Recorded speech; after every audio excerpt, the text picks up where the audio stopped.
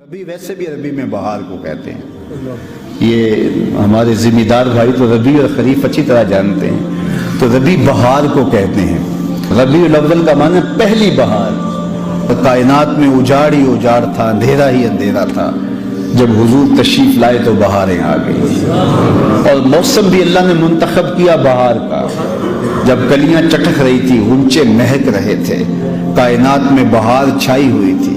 یہ اپریل کی 20-22 کی تاریخیں ذرا دیکھیے کہ ان دنوں کے اندر کتنے پھول کھلے ہوئے ہوتے ہیں، تو یہ موسم، یہ رت تھی سہانی، پھول کھلے تھے، کہا محبوبوں کو بہاریں ہی سجتی ہیں،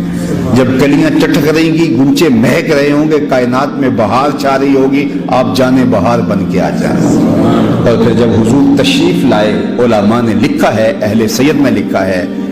کہ درختوں کے پھل اس سال زیادہ آئے جس سال حضور آئے،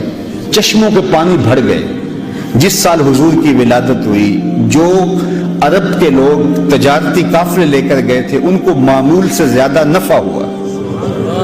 اتنی بارشیں برسی کہ سبزہ اتنا زیادہ ہوا کہ جانور اتنے موٹے تازے ہو گئے کہ لگتا تھا کہ چربی سے پھٹ جائیں گے، اس لیے اس سال کا نام انہوں نے رکھا عام الفتح، پھٹنے کا سال، کہ اتنے موٹے تازے جانور ہوئے کہیں پھٹ نہ جائے، تو وہ عام الفتح بھی اس کا نام رکھا، چونکہ سن ہجری کا آغاز تو دور فاروقی میں ہوا ہے، تو پہلے نام رکھتے تھے سالوں کا، تو اس سال کا نام عام الفیل بھی ہے،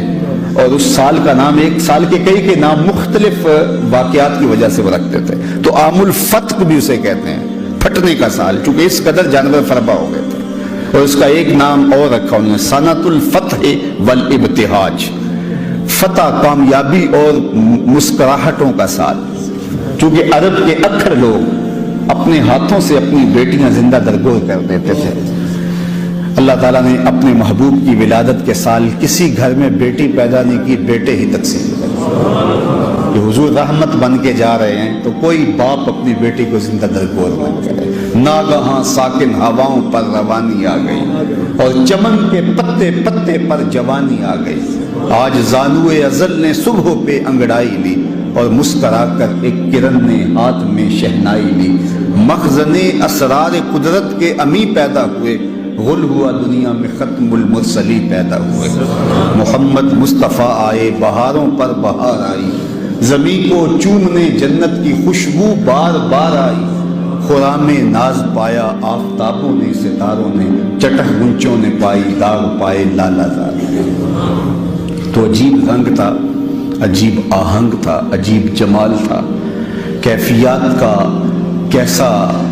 جو ہے وہ نور پھیلا ہوا تھا کہ ہر سمت روشنی ہی روشنی اور اجالے ہی اجالے ہو گئے۔ سیدہ آمنہ سلام اللہ علیہا فرماتی ہیں، جب حضور کی ولادت کے لمحے قریب آئے تو آسمان کے ستارے میرے گھر کے اتنے قریب آ گئے کہ مجھے لگتا تھا میرے ویڑے میں گر پڑیں گے۔